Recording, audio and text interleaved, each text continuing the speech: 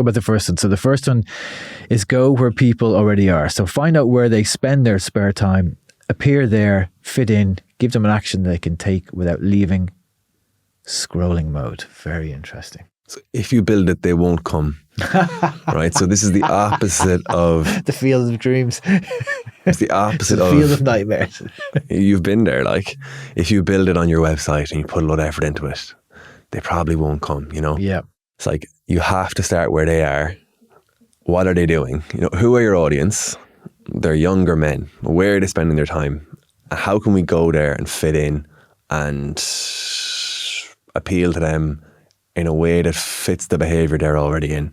So let's say they're on YouTube, right? Yep. Just for example, you need to appear on YouTube in a way that looks like and is at home on YouTube, and that they can consume in whatever amount of time they have to consume videos on YouTube. So whether it's shorts or longs or whatever. That's what I like about that there. It's talking about without leaving scrolling mode, which I think is very important. So imagine the person on YouTube and they're looking through things that interest them, and the ad that pops up has to be within the context of that. It can't be scrolling through interesting things, boom, an ad. Oh, this ad, you know, it has to somehow fit within what's happening there. Yeah, because the ad is a pattern change. You know, it changes out of what they're doing. It breaks their experience. They didn't go there for the ads.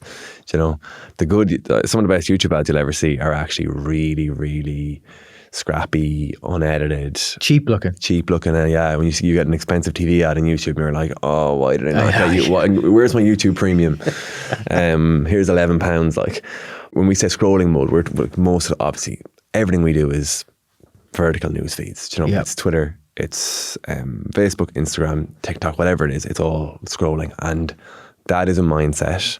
If you try to insert 300 words of complex information, you will break they're going there for a break. They're going there for a little bit of a flick around, see what's happening. Entertained or informed, or not be working, or whatever it is. Yeah, and you must fit into that. You must, whatever your message is, it must fit into that. Which is revolutionary in a way, because most charity advertisement is not like that. Most charity advertisement is actually an intrusion in terms of what they're showing you, in terms of what they're saying, in terms of how complex it is. Yeah.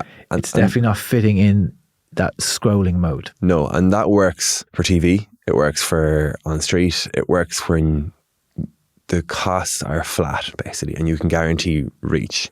So if you have a really compelling TV ad and you can reach enough people, a certain amount of them will donate. On the internet, the costs are variable. So if people don't click, Facebook charges you more. If people say, I don't want to see this ad, Facebook charges you more. If loads of people click and loads of people sign up, Facebook charges you less. So it's either a vicious circle or a virtuous circle. And, you know, my agency was called Get Your Story Straight. And I started with the intention of storytelling for nonprofits, with really like more individual giving type stuff in mind. Yeah. And just the attention span isn't there. And that's part of the reason we end up doing challenges and events, because it's something we can explain quickly. But I like what you're saying there about the individual platforms as well, incentivizing content, not expensive content necessarily, but content that fits in with what the person wants to experience themselves on the platform. Yeah, because they're smart and they know we need to keep people on the platform, and that's number one. Yeah. Advertising is second, keeping them on the platform. And that's very clear from some of the results in the Facebook ads at the moment, actually.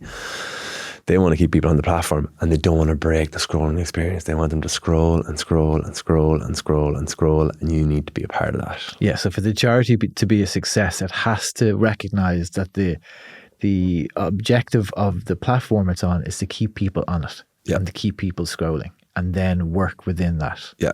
Not just take the ad that used to work on television and then just stick it on YouTube. If you take that principle out, everything else falls.